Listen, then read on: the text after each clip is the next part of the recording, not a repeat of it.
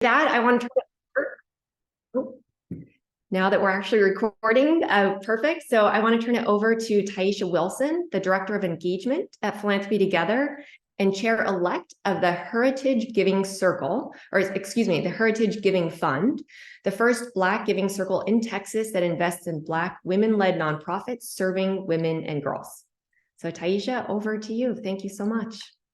Of course, Emily, thank you and the Grapevine team for having us here in celebration in the spirit of Black Philanthropy Month. This is a good time. It's a good time, y'all, for us to be here and having a conversation about Back Black through giving circles. As Emily shared, I serve as the Director of Engagement at Philanthropy Together, and Grapevine and Philanthropy Together are really good friends.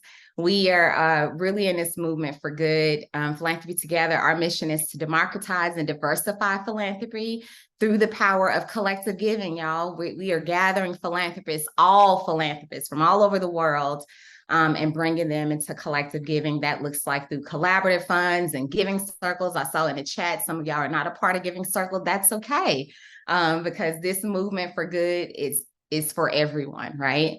And so that being said, we have some amazing speakers with me today, and these are my friends, Rodney, Eric Lopez. Yes, he recently launched his giving circle. He went through one of our programs called Launchpad, where we trained him how to start giving circles. But Rodney is an educator. He's an artist, a nonprofit leader, just an overall good guy. And most recently served as the executive director of dancing classrooms in New York City. And we mentioned that he just recently started his giving circle called Currents RI, and they are engaging men of color in philanthropic purpose in the Rhode Island area. So welcome, Rodney. Glad to have you here. Wave to the people, wave to the people. Heather Infantry is a whole boss. She is the CEO of Giving Gap, which is a national organization advancing racial equity and giving for Black founded nonprofits, y'all. Give it up to Heather. Heather, welcome. Happy to have you here. And then lastly is my good sis, Miss Marsha Morgan. She is one of the founding members of the Birmingham Change Fund, a giving circle that was founded in 2004. And she currently serves as the chair of the Community Investment Network, which is a network, y'all, of 19 giving circles and counting, impacting African Americans and communities of color throughout the U.S. Welcome, Marsha. Thank you. So I'm going to make a minor correction. I am not the chair. A previous chair, Toby Shannon, is our current board chair, and I want to make sure I honor her in this moment in that role. And we do have 30 plus circles in our network. So just highlighting those things. But thank you so much for the warm welcome. Of course. And thank you for the correction. Listen, the numbers and the names and the narratives, all of that matters, Marsha. And so you're so right. I love Toby and glad that she's the new chair. All right, y'all. So we're going to jump into this conversation. But first, speaking of data and narratives, I think it's very important for us to ground ourselves in that piece first. When it comes to Black philanthropy, y'all, I always like to start with facts and data because there are some very harmful narratives about Black philanthropy that exists in the current ecosystem of philanthropy, okay? About our history of giving and how we give.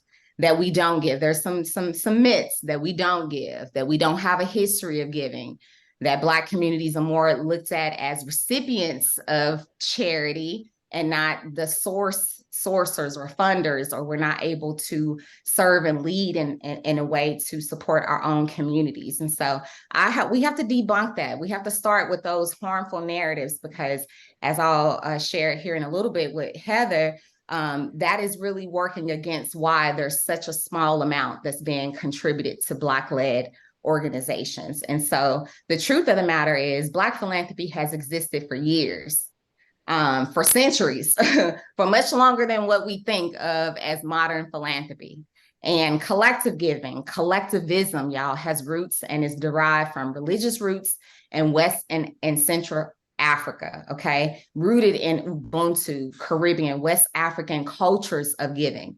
And that mutuality, collectivism, is really, it extends back. And so we stand, us here in this conversation today, we stand on the shoulders of those that have been giving, that have been having a spirit of generosity, right?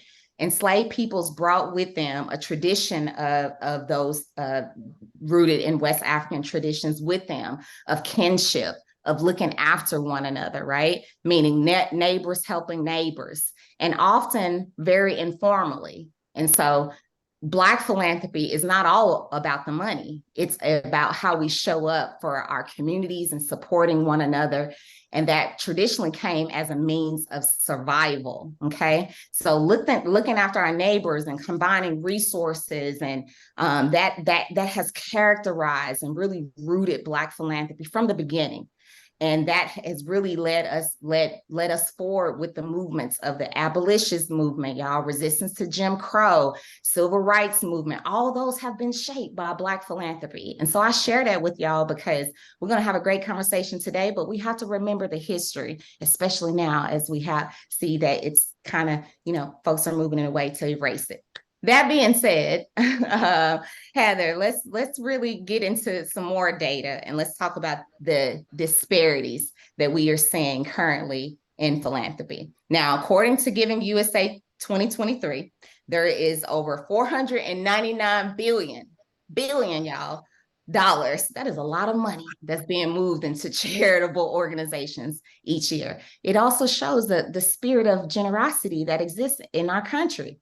But with that, only 1 to 2%, I'll say that again, 1 to 2%, y'all, in total philanthropic funding goes to Black-led nonprofits. If that doesn't make all of us feel some type of way, it really should. So Heather, let's talk about it. What can you talk a little bit about that? You are leading Giving Gap. You see this number all the time.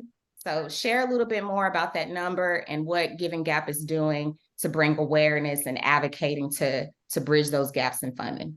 Yeah, happily. And thank you for the question. Thank you, everybody, for joining us today for this conversation. I especially appreciate you, Ty, sort of setting the tone at the beginning of this conversation, because I think for us at Giving Gap, around this conversation of equity of funding, the enduring narrative that we hear about the Black nonprofit sector is that philanthropy doesn't give them the money. And there's so much more to say about the contributions of leadership of these organizations and the impact that they have in their community, despite these challenges, despite these barriers. They continue to show up every single day. They're models for us to really look at and follow, and are really helping to reshift in this ever evolving space around racial equity conversation about what it really means to be a high performing organization. So I hope we can get into that a little bit more in our time together. But around this question of the many billions of dollars that are going out every year that aren't coming to Black founded organizations, I think just reinforces what we've come to understand, in the wake of COVID-19 and everything subsequently that came out of that, is that philanthropy, like any other socioeconomic system, has not been exempt from these inequities and disparities. These inequities and disparities that resulted from exploitation, that came from a value system that prioritized one person's value or another, are showing up in generosity and in our giving. And in some ways, they reinforce these disparities. In some ways, they amplify, right, and maintain the status quo. And so for us, at Giving Gap, we came out of the trauma of 2020 and wanted to, sort of chip away at the visibility piece of the Black nonprofit sector, right? To hold it up as a pillar that is trying to, disrupt and challenge a lot of these issues and systems of oppression that have not only, harmed and disadvantage the Black members of our community, but it's harmed all of us, right? Like, we've all been implicated in these structures. And so Giving Gap exists, as you mentioned earlier, to advance equity and racial giving. And we do that by having this sort of central place and where Black founded organizations can upload information about what they're doing with the hopes that folks can find, and in finding these organizations, fund them. That's a small part of this much larger, complex, intense, emotionally painful conversation, but it's a starting point for us. And we focus on 501c3 Black founded organizations, and we focus on the racial identity of the founder of a nonprofit, just as a proxy for what will be the enduring leadership of the organization. We tend to find that Black founded organizations will have Black leadership, will employ Black folks, are oftentimes Black centering and located in Black communities. It's not a perfect system, but it's where we're starting in our conversation. So just happy to be able to uplift this work and challenge us as we become more aware about these inequities, how we need to look internally to figure out how we got here, right? And it starts with us. It starts with us and what we believe and how those beliefs, inform our actions. And so if we want different outcomes, then we've got to think differently. I love that so much, that it starts with us, because I truly believe that. And I know that with CIN, Marsha, CIN has been around for quite some time advocating for Black communities, and through the network of, expanding the network of Black-led giving circles. So Heather's shared how Giving Gap is starting to address those disparities by at least just creating a system and a network for Black-led nonprofits to gather. But how is CIN working to address those disparities facing Black-led organizations from an advocacy stance or giving stance, all of the things, because y'all are so intimately involved in the equity space? All right, so thank you so much once again for the invitation to be here. It is always a joy for me to share more about the Community Investment Network and the work of our giving circles, as well as the work that we're doing on a national level. And so if you don't mind, I actually want to take you back to the beginning of how the Community Investment Network was started, because I think it does speak to how we are addressing this work even today. And so when the Birmingham Change Fund was started in 2004, there was another circle launched in Raleigh-Durham, North Carolina, the Next Generation of African American Philanthropists. And so those two circles actually birthed our network. And the reason I mention that is because I remember being one of the founding members of the Birmingham Change Fund. And really at that time, even though I'm still in my early 20s, but then I really was in my early 20s, I remember us getting started. And I think you've mentioned earlier about the context of what we've always seen, meaning we've always seen parents and loved ones in our communities rallying behind causes. And when there's a need, pooling resources together to meet those needs, fill gaps. So whether it's someone's home that maybe has burned down, or maybe there's a need in a church, or there's a donation drive for school supplies, whatever it may be, we've seen those types of things. Now, for me personally, I saw that was like the standard for me. It was just like a common practice. It's not something I considered philanthropy though. And so when I became engaged in the work with the Birmingham Change Fund, that's what I learned that it was. It was like, oh my gosh, I never realized that although we were not millionaires, but my mother, my grandmother, my sister, women in the community that poured and invested in me, they were actually philanthropists. They were like the true meaning of that. And so it actually made me more appreciative of like the $5 that someone may give you on Sunday. Or when you're going on a field trip and someone kind of, make sure you have your spending, whatever the case may be. It made me more appreciative of that. But I remember understanding the full context of the work that we're doing because of my history, my upbringing. But then also what we realized as founding members of the Birmingham Change Fund, we were very intentional about what we said we wanted to do. We wanted to make Birmingham, Alabama, the best place for Black people. And the reason that's important is because we know if it's the best place for Black people, we know it's the best place for all people, okay? And so the reason I am emphasizing that, it is to say, because we have not over the years strayed away from that in understanding what our core values and our principles are. And so as a network, as we are continuing to build and expand what we're doing and launch other circles. We use circles like the Birmingham Change Fund and NGAP to help model those values in the way that you can engage and partner with community. And that's important because a lot of times when you're talking about meeting community needs, you need to be close to where the issues are. You need to understand the people who are actually, that have the close proximity to, who are doing those grassroots efforts and who's doing that work, so that you can really understand what you're funding and how you're funding. A lot of times what we know is that organizations that may have a lot of financial support, they often are well funded, yet they're often the under-resourced organizations that are really creating meaningful and systemic impact are often overlooked. And so it's giving circles. One of the things that we have an opportunity to do is to actually lift up, to support those organizations, not only from a financial perspective, but then also how do we advocate and lift up the work that they're doing? How do we make other organizations, funding organizations, more aware of that work? And so as a network, that's one of the things that we do as we talk about the testimony piece. We talk about, yes, we want to do all of our T's, our time, our talent, our treasure, but then the testimony piece is how we can ensure that organizations that are often underfunded receive more awareness, as well as we can use our influence to advocate more for them, first by being investors in those organizations ourselves.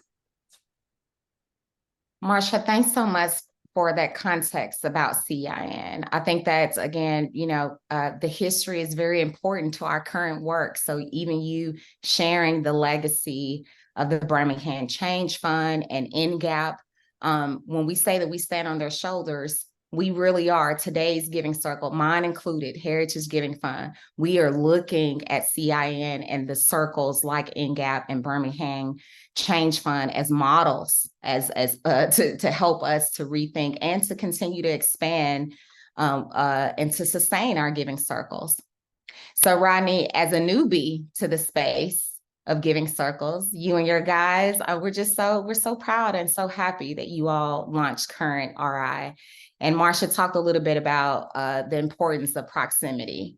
So your giving circle, Current's RI, has the goal of providing high impact investments in collaboration with Black and Brown individuals, love that, and organizations specifically in the Rhode Island area by engaging men of color in philanthropic purpose. So I'd love for you to just speak a little bit about the investments of what you are hoping to accomplish with your giving circle, and even backing up a little bit to your why. Why did you even start your giving circle? Because we have a lot of people here that are unaware of, they don't have any history or context with or connection with the giving circle, but understanding the why piece is very important and can help bridge that understanding. Thank you, Ty, for the question. And it is a joy and an honor to be a part of this conversation. And so thank you, Grapevine, for convening it. And thank you to everybody who's taken some time out of your busy schedules to be a part of this discussion. The why for my giving circle is deeply rooted and connected to just my personal journey with giving and generosity and a personal sort of wrestling with philanthropy, even before I could name it and before I could give voice and narrative to it. It's deeply rooted in my faith practice. It's deeply rooted in my relationship to giving and faith within faith community. But there was a point about 10 years ago where I really wanted to step out of that and involve some more people in that. And so 10 years ago in New York, I'm born and raised in New York. I'm born and raised in the Bronx. And so I had this idea, well, what if we could sort of get a group of guys together and create something that I came to eventually learn was a giving circle. At the time, I knew nothing of giving circles. I was aware of things like collective giving and what have you, but didn't really know what giving circles was. And so that was part one. There was an idea, sort of a spirit breathed idea about what would it mean to engage people from the community who were in deep relationship and in deep commitment to a generosity practice that moved beyond themselves. So if you fast forward a few years, that was the seed, but it couldn't go anywhere because it had no place to go. There was no outlet. I had no technical assistance. I had no working knowledge of how to do this. You fast forward a few years, I became executive director of an organization, of an arts education organization where I had been a teaching artist for many years. And then I learned about philanthropy from the other side, from the nonprofit leadership side. And I realized how inequitable it was to be a man of color leading an organization and having to ask for money and having to join that conversation of, please, sir, may I have some more? And that was an education in and of itself, because I saw the disparity and the difference between the kind of gifts that I got in representing an organization as opposed to some of my colleagues. And then that was a whole other sort of education, kind of school of hard knocks education around what philanthropy looks like. And so fast forward a few years later, and now my family relocates to Rhode Island, and I go from big, bad New York City to little, tiny, little Rhodey, and little Providence in Rhode Island. And I'm a fish out of water. I have no relationships here. And kind of hard to start over in a new community where you don't have relationships. And so the conversation for me was, well, how do I make relationships with people here? And so out of a very personal, dare I say, selfish desire to just connect with other brothers in the community, I said, well, I think we could do this a couple of ways. I could join a sports team. I can join a weekend softball league or a basketball league, or I could go to the local bar and hang out at the local sports bar. And these are all things I love to do. And the nature of those relationships are only going to go but so far. But what if I'm able to connect with some other guys around something that had a deeper purpose? And so I revisited this idea of a giving group. And right around the time that idea kind of came right back into my head, Philanthropy Together shows up on my feed, on my Slack feed. And they're asking, do you want to start a giving circle? And I was like, a giving circle? What's that? And so I clicked on their website and I saw what they were doing. And they said, we have this thing called Launchpad, and we teach you how to do giving circles, and, mind blown emoji. So I signed up for their course. And let me tell you, it was a beautiful course. It was a beautiful experience. Philanthropy Together runs an incredible cohort-based course around how to launch a giving circle. And inspired by that course, I started reaching out to some people that I wanted to connect with, who, interestingly enough, 4 out of the 5 guys that I'm doing this with were transplants from other places, now living and making community in Rhode Island, but also felt like they wanted to have a greater connection to their community, and felt like generosity was the way to do that. And so I'm not ashamed to say that I just stole all of Philanthropy Together's slides. I stole their slide deck. I stole their discussion prompts. I stole everything, and just used that as a template for how to engage other men in a conversation about values, about giving, about why. Now, this is work I had done in other spaces, but never with the purpose of let's pour into the community in a way that's intentional.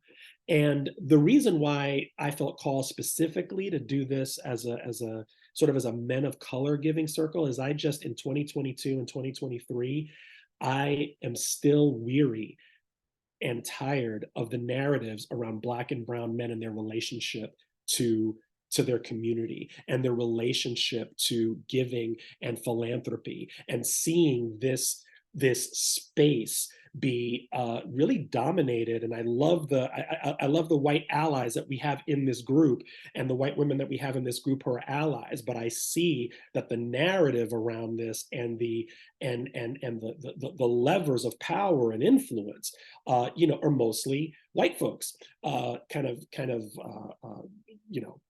old white men at the top, and then white folks everywhere else. And then maybe there's one person of color at a foundation. And so, Ty set it up beautifully.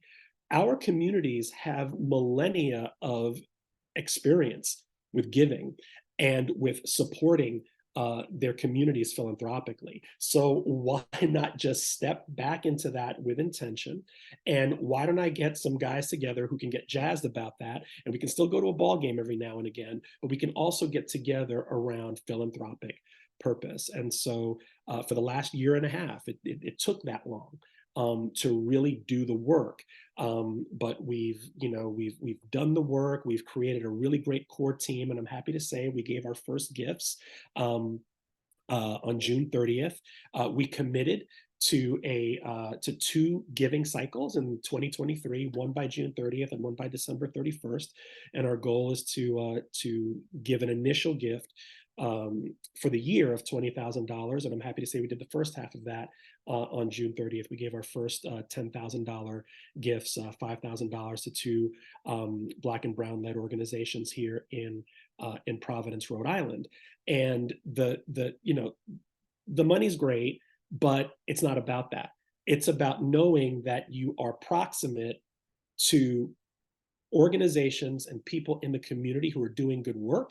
And just like people can get around in an investment club and follow the stocks that they're investing in and get really nitty gritty about what's Disney doing today, what's Apple doing today, what's Tesla doing today.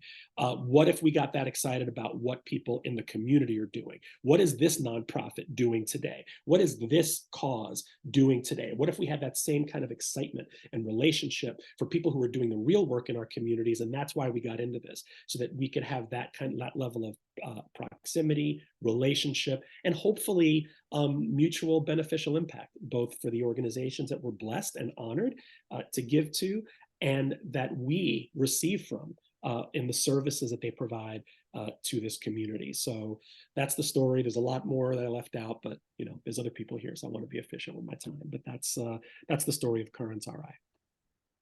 Woo, Rodney, I am just, yeah, give me a moment. Rodney, I love that so much. Thank you so much for sharing your testimony. It was powerful, brother. Like, seriously, I talk to my husband all the time. I'm like, you need to start a giving circle. And so even just hearing you as a man of color share your testimony on the why you started the giving circle, how you got started, your heartbeat behind it, your mindset, all of that is so helpful. It's so important. Y'all, giving circles are made and led by 70%. 70% of most giving circles are led by women. So we need more men, especially men of color. And Rodney, you speak in truth about the harmful narratives around Black men and men of color. And that's why I talked so much in the beginning about the narratives, y'all, because we got to start switching our minds, our allies, all of us. It starts with some mind shifts. And so I love that so much. I'm trying to get my thoughts together, Rodney, because what a powerful testimony. I hope all of you all were moved by that, because it really moved my heart and soul. So let's talk about the mind shifts real quick, since we're on that. The mind shifts. What Heather, Marsha, building on what Rodney has just shared, what mind shifts what needs to happen for us to work better and more collectively to fund more equitably? What needs to happen? What do y'all think? Well, I too was just moved and warm from your testimony, Rodney. And I think it just speaks so much to how distant we've become from the act of generosity, because it's become so institutionalized. All these terms that we use, funder, donor, philanthropist, annual report, return on investment, and I think sometimes we lose sight in terms of a mind shift. We lose sight of the fact, like, it's neighbor to neighbor. It's people to people. As someone who started in this sector as a fundraiser, that's the number one thing that you learn as a fundraiser. People give to people, not to causes. It's about the relationship. And it's the same thing with how we think about our generosity. And so, the mind shift is that we're all in it together. I think that's the thing that we need to remember. So breaking down that power imbalance of, I'm coming here to solve your issues. I'm coming here to support, and you'll take whatever support that I give you, and it should be good enough, right? This idea that we have to sort of interrogate and scrutinize generosity because it's done good, but it's also done harm, right? Is part of that shift. And when we are in relationship, when we come with an open heart, ready to support, ready to help and be authentic, that also has to come with a willingness to listen and to hear that the solutions that we think are solutions may not actually be the solutions that are needed. And hearing that and offering what is needed, right? And offering what's needed completely, not partially, so that you can have that nice sound bite or that nice quote for your company, whatever, but also like, how are we solving for these issues, right? Taisha, you said at the beginning of the conversation, $499 billion is being pumped through our communities, but yet nothing's been solved. There's a disconnect here, right? There's a real disconnect. I'd love to hear what everyone else's thoughts are about mind shifting. I think that, in my opinion, the money's not necessarily coming through our neighborhoods. I think we may be the consumers of it, and that we have a lot of crusaders and missionaries and all of that in our neighborhoods, and they do absorb the money, but even a good man feeds his family first. And I really believe the problem is that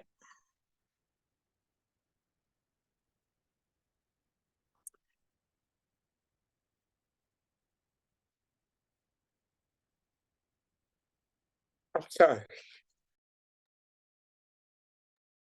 I graduated from Wheaton College here in Illinois, in Chicago area. Some people might know what that is. It's Billy Graham's university. So I ran a nonprofit in the early 2000s. And we had 300 kids that were there, a third foster care and homeless and all this kind of stuff. So we changed lives. I had a licensed daycare for children that was licensed by the state, and I was a Black guy running it. I got a lot of help for that, but I actually had Wynn Marcellus come in and do a fundraiser, and I lost $3,000.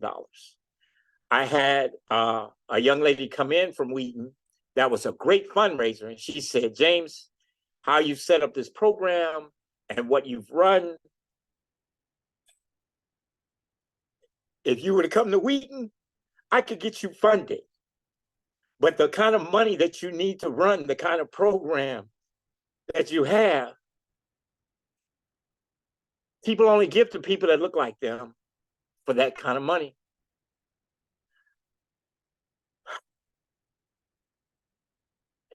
So when I could take $14,000 a year for that last time, I went back into the military. And I came back and I started again from a social enterprise perspective, where we sought to do housing and all of that. Now, I won't make this a James show, but that was just, it doesn't hit the neighborhood because you have to have people have the ability to save themselves or to have foresight. And the very system of, and I don't think gentrification is a bad thing when you look at it as a true word of it, of raising people from poverty to middle class.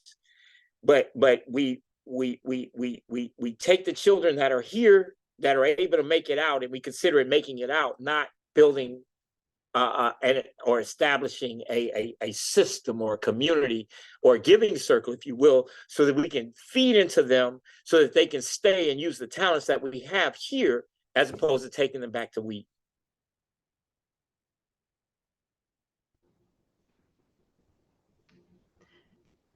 Taisha, you're on mute. Okay, I'm sorry about that. James, I just want to acknowledge your vulnerability, your work, and just say thank you. Thank you even for your testimony. What you just shared is the experience of so many BIPOC-led organizations that are passionate, oozing with passion, oozing with effectiveness with how they run their organizations, but just cannot get the funding. But that's why we got to talk about it. That's why spaces like this are so important, where we're talking about and lifting up better ways and how we can fund more equitably. So just thank you, brother, for sharing that truth. And with that and what you just shared in mind, we're gonna talk about how can the movement expand the love of Black humanity to support Black-led nonprofits by becoming more equitable? And I'm going to pose that question to the panelists. But before I even do that, I will say that what James experienced, y'all, trust-based philanthropy, we talk a lot about that. Within a lot of giving circles, a lot of them are very proximate. It's from leaders from the community that are pulling resources together to bring their lived experiences into the decision-making of how they are funding out, how they're moving resources back into the community, right? And so Black Philanthropy Month, Dr. Jacqueline Copeland is the founder, y'all. And if you go to their website, they have global Black funding principles that they recommend for organizations, for funders to fund more equitably. And I'm going to share just a couple of those principles and then want to pose that question back to the panelists on better ways and how we can move to more equitable practices. The first principle, that global Black funding principles, is they are advocating for long-term multi-year funding. They're advocating for support of small to medium-sized Black-led organizations, more flexibility, unrestricted funding, so that these nonprofit organizations can do what they need to do with the funding, right? They are encouraging, y'all, very more public, transparent, and annual Black funding goals for impact, and really for funding to lean into their grant-making processes with a social justice lens, I'm sorry. And so y'all can go, thank you, Gabby, for dropping it in the chat, but panelists, Marsha, Heather, Rodney, building on those equity principles that Black Philanthropy Month has shared with the world, how can our movement expand the love for Black people, Black humanity, and fund more equitably? I think, number one, let me just say this, because I think I would be remiss if I did not acknowledge James for being vulnerable and very transparent. And let me say this, James, because I know you did not do that for any accolades, as much as there are some things that we do in life because really they are the heart thing that we want to do. And I think that's what shined through. And so what touched me is I saw in the comment when you made in the chat where you said, I'm not the only one. So yes, you have Rodney, you have Christopher Beck, who's leading a giving circle in Atlanta, Georgia. You have Daryl Kane, who's a part of a Legacy of Tradition based in North Carolina. And so the beautiful thing about this space in this moment is that you recognize yourself in these other men across the country, but then you also, because of what you share, it gives all of us an opportunity to recalibrate, to pause and recalibrate, and even to think about how are we leveraging what we have to ensure that there is not someone else experiencing that type of pain and hurt. How can we ensure that we're collectively working together to make sure that the next James Smith has the resources that he needs? And so I think that, to Taisha's question, it lends itself to thinking about those principles that are laid out by Black Philanthropy Month. And if you're a part of a giving circle, what are your grant making practices? It causes you to say, okay, how are you actually operating? Typically, I think giving circles, BIPOC giving circles, tend to operate in the trust-based philanthropy space. It's familiar. We're going to kind of look for those organizations that we know tend to be under-resourced, that may often be overlooked by traditional philanthropy. However, we know that we also have other circles that are within our networks or that are partner networks that can also adopt those principles and that can come alongside of the work that we're doing, but then we can also model it for them. And so that was why it was important for us to be engaged, and why we felt it was important for CIN to be part of the launch of Philanthropy Together. And that's why we served for years working alongside a diverse set of other giving circle networks to ensure that when it was launched, it was designed to ensure that funding and grant making, those values and principles of doing things equitably, and with a social justice lens, kind of ran throughout and permeated throughout the practices that were adopted by the other giving circles that were being launched, as well as strengthened and sustained.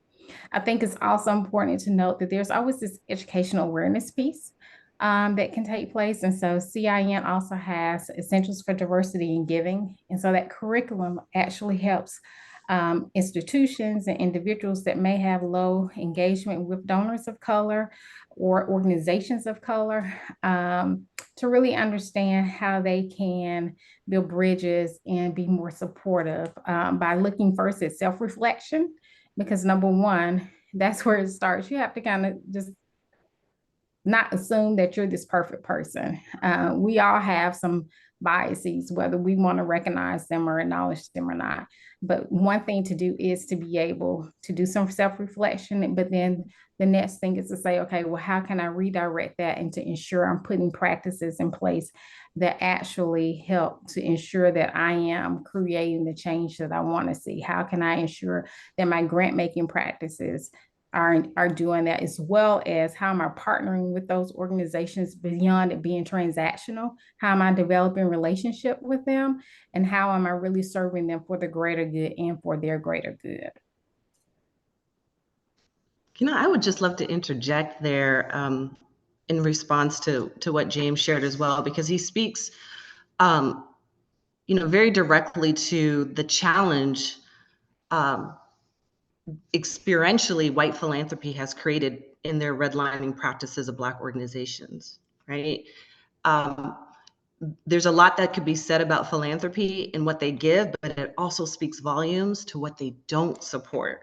And I think for a lot of Black-led organizations, for a lot of Black leaders, when we don't get the grant, when we don't get the money, there's this internalized sort of like self-hatred, internalized self-incompetence that happens as a result of it, without really understanding that it was never for you to receive that money to begin with, because the system wasn't set up for you to succeed. And for the few that get it, they're the exception, not the rule. It's never been set up. And this work of equity does not rest with us, the nonprofits that are running these organizations. It really rests with those who have the resources and have the authority to make the decisions around their resources. And so groups like Giving Gap, we're trying to make the case for support, obviously, right? And we're trying to reframe how we think about Black organizations. But, either you come to this realization that, to support Black is a democratic process that lifts all communities, or you don't. But I think Black leadership has to get to a place where we've got to figure out how to sustain and do the work. And actually, you have figured out how to do it. We've been doing it since the beginning. You have figured out ways after ways, despite racism, despite challenges, despite barriers. You show up every day, sometimes at the detriment of your own health. You show up every day and you do the work. It gets done.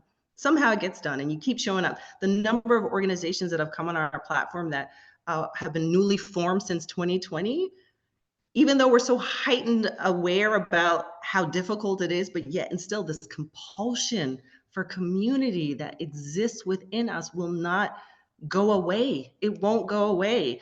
And so it's an invitation and an opportunity for those that are outside of this community to be part of something bigger than themselves and to do good work. That's, I think, what this panel is offering to those that are listening, the opportunity in an invitation. But whether you accept the invitation, whether you accept the opportunity, the work will exist and continue without you. We may not do it at the rate and pace and scale that we want to, but it will continue without it. And James is going to wipe up his tears, and he's going to continue to do his thing like he's done before. And I think just lifting that up and acknowledging that is really important. Rodney, I'd love to Yeah, and hear. I think, I can't, there's not much to add to what's already been said, because so much wisdom's already been shared by everyone who's spoken.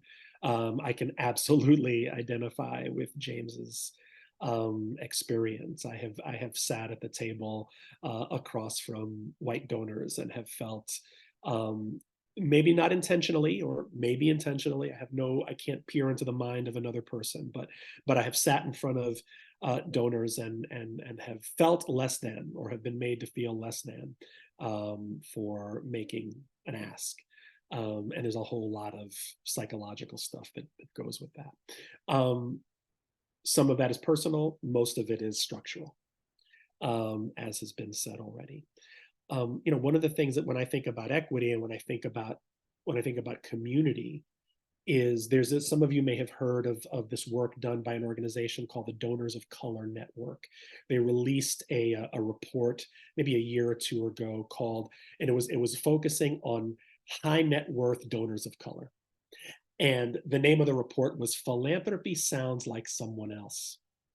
And one of the learnings that came out of that report was that even people of color who have done well, who have attained high net worth, who have had to jump through hoops and deal with white supremacy and all of the rest of it to achieve some kind of financial status in the world, often don't see their giving as philanthropy.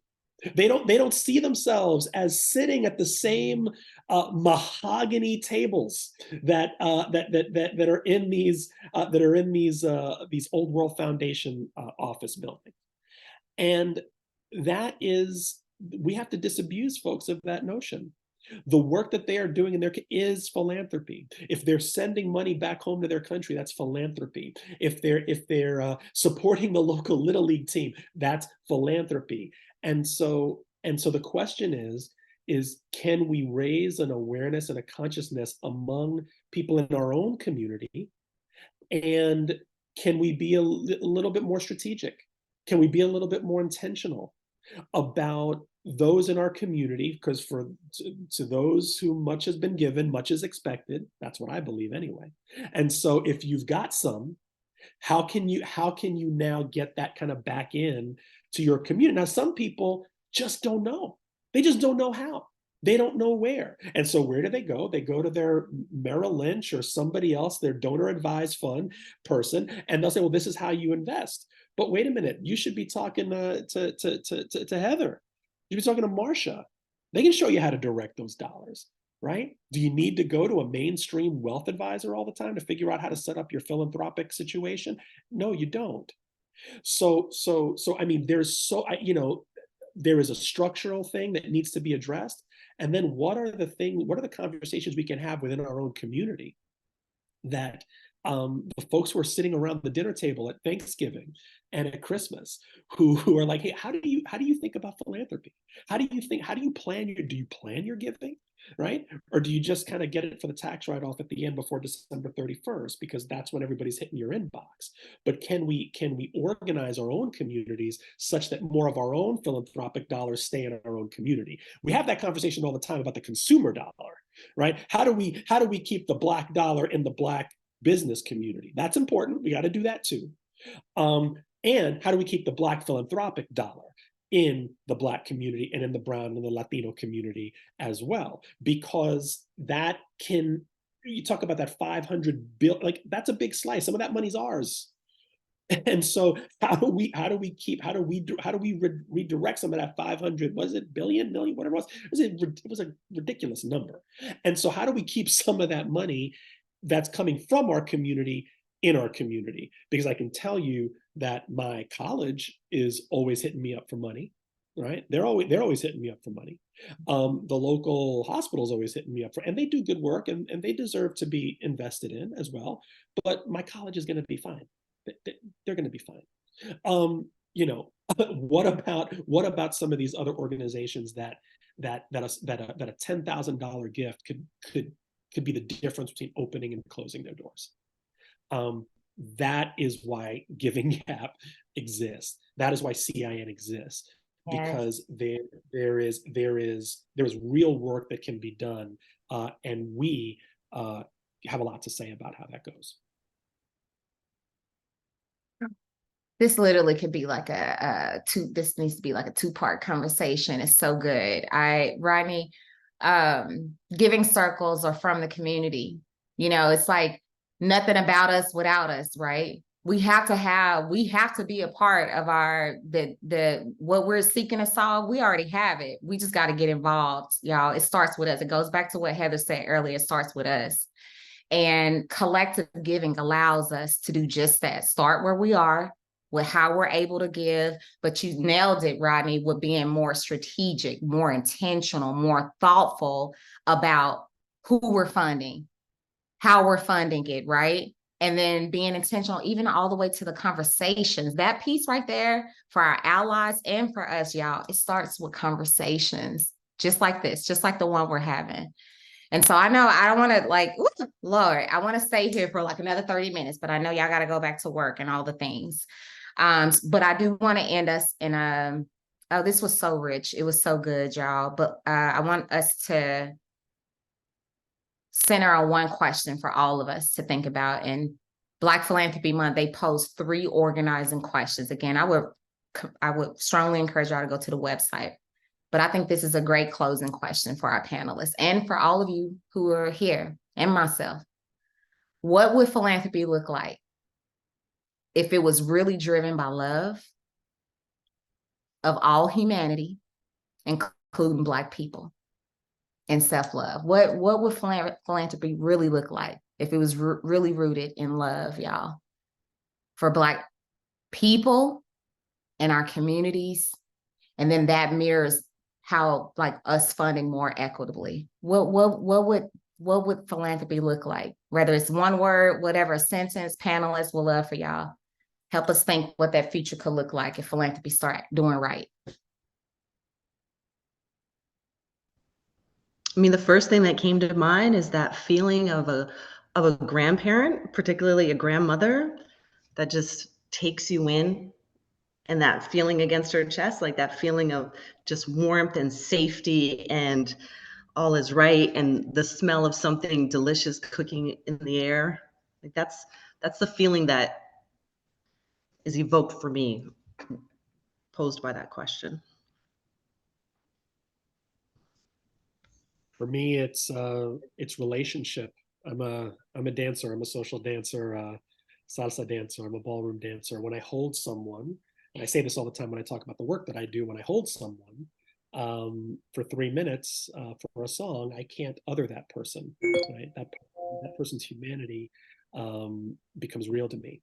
And so I think anytime you're in relationship with someone, intentional relationship, then, as was said before, people give to people.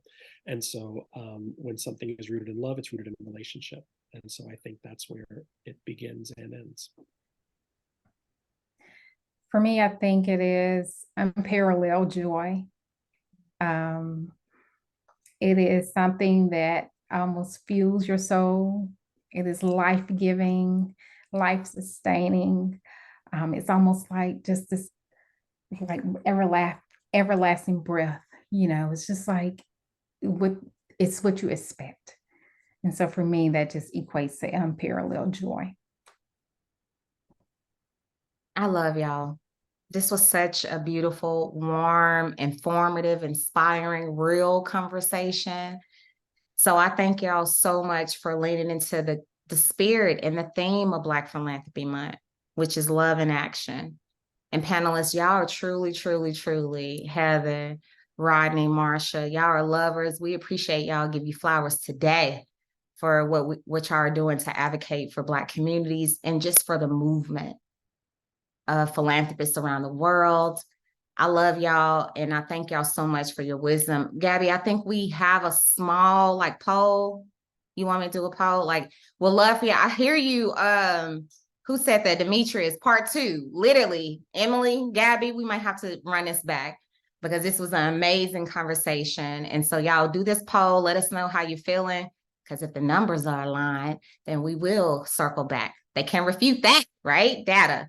Also just want to, y'all, as Rodney shared, Philanthropy Together, we have a Giving Circle program. Training program is for free.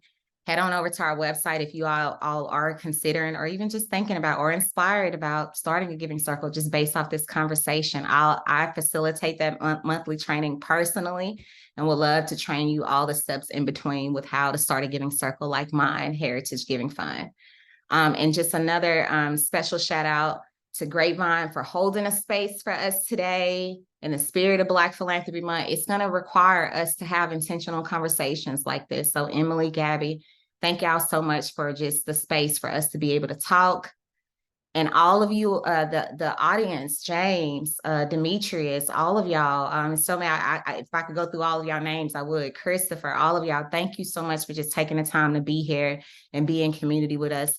We're all on LinkedIn under our real names here, so y'all connect with us. Let's stay connected with one another. And I'm going to drop a link to this this LinkedIn global collective giving group that we have created on LinkedIn for us to continue to engage even beyond this conversation today, at least until part 2 of our next conversation. So y'all take good care of yourself, keep loving on one another, and we shall see y'all around the way as we continue to celebrate Global Black Philanthropy Month through the end of August. So see y'all. Thank you, everyone. Thank you so much for joining and our speakers. Thanks again.